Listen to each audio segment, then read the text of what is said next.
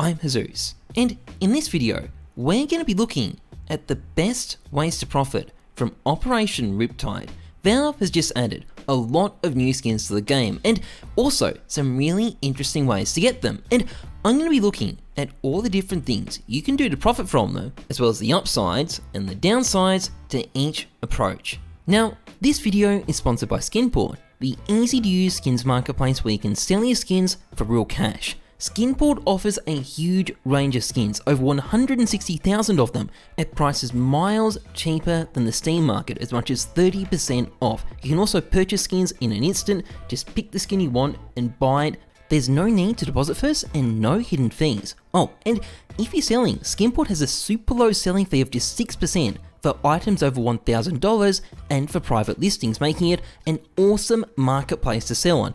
Cash out is super quick and handled by bank transfer, and it's also super highly rated on Trustpilot with a 4.9 out of 5-star rating. So, an awesome place to buy and sell skins. Check it out, link is in the description. So, how do you profit from this operation? Well, like usual, there are 3 principal methods, and one of them is definitely better than the others. So, what is the first option? Well, the first option is trade-up contracts. For example, if you buy an Okay, I can't really talk about the details because by definition, if I explained which trade-ups are profitable, they would stop being profitable. But they do exist and you can profit from them if you do them right. And in fact, we may as well just do some. For real. Okay, so first trade-up contract, I'll show everyone what we're doing. These are the outcomes. So what we want are obviously Vertigo skins, Emerald Pinstripe is bad.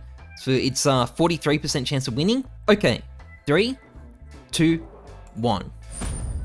All right, there we go. I wanted to make, I wanted to make 7, but that's Not still bad. good enough. I'll take that. Let's do one more of these.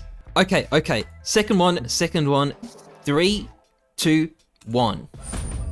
Ooh, we got it. That's nice. That's what I wanted. Look at it. Look at the holo effects. That's so cool. Final trade up.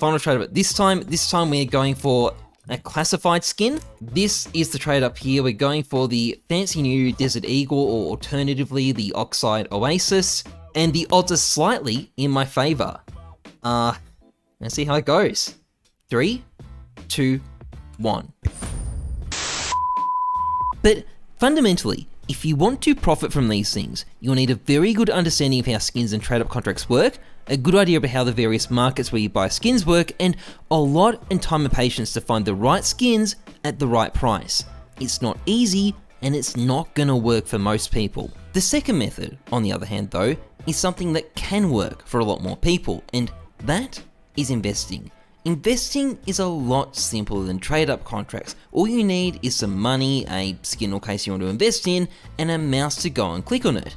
Picking something to invest in is pretty simple. Fundamentally, at the end of the day, 95% of the time you're going to either invest in the operation case or the operation skins, and once you've bought something, all you need to do is wait until it gets more expensive.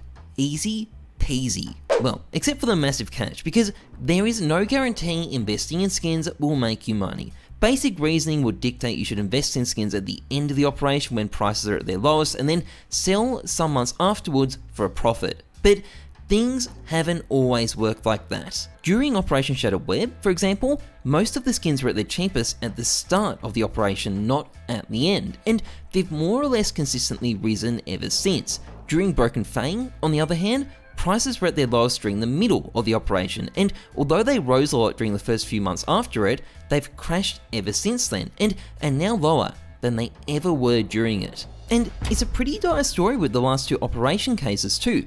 Both of them got smashed as soon as a case was released with the same extremely rare special items in them, and they've never really recovered and probably won't for years at this point.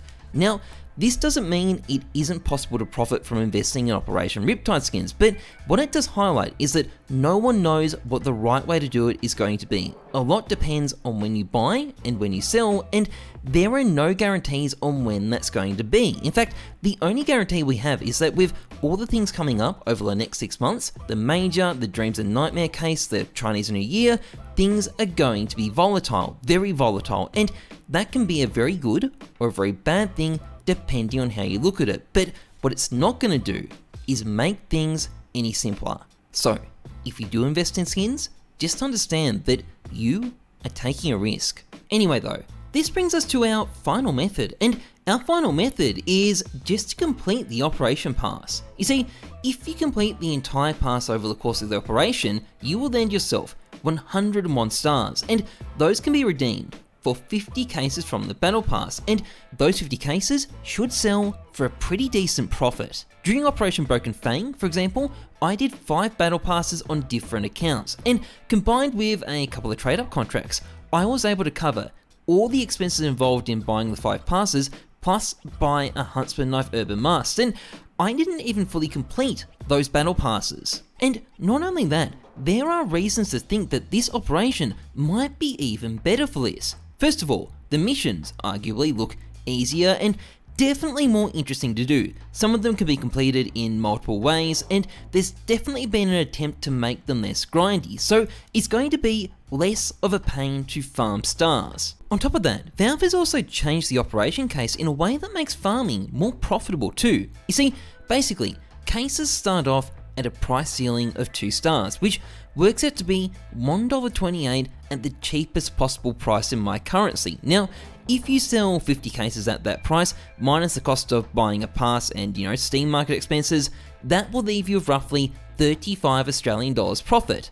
But normally over the course of the operation, as more and more people redeem their stars, the price of the case will normally fall from this starting level. This is something that absolutely smashed me during Broken Fang, but this time though, it might not be as bad, and it's all because of this one tiny little change. You see, during this operation, if you redeem a case, it won't be able to be sold on the Steam market for 7 days. This change is probably to try and stop people from exploiting exchange rate differences, but it also has some major side effects. You see, if you're farming these cases, well, who cares? It doesn't matter if you can sell it instantly or have to wait 7 days. Sure, the wait might be inconvenient, but at the end of the day, it doesn't actually make a difference. But if you're a casual player who just wants to get a few drops, you're probably going to care a lot more. What? I have to wait a whole week to sell this? Screw that.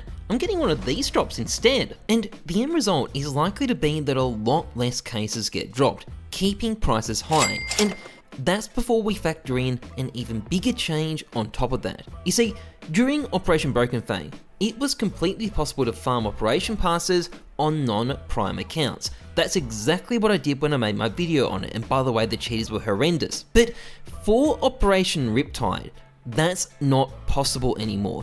This is probably part of Valve's campaign to tackle botting. It was a big problem during Operation Broken Fang, and it probably contributed to the collapse in prices of a lot of Broken Fang items after the operation. And Valve has said no, not happening anymore. Now, this is bad if you planned on making a heap of alts to farm passes, but if you've got just your main and maybe 1 or 2 alts you want to farm on, well, you're probably going to make a lot more profit for a lot less effort because there won't be as many ridiculous bot farming lobbies this operation. Now, don't get me wrong, you're not going to be able to make massive profits farming passes during the operation, but it is something anyone with a prime account can do. It is 100% reliable, and you are guaranteed to make a profit. And if you've got a couple of alts and you're planning on playing CS anyway, well, you could easily kill 2 birds with 1 stone. If you farm the pass on just 3 accounts, you're probably going to make enough profit to afford a cheap knife or a nice new AK. And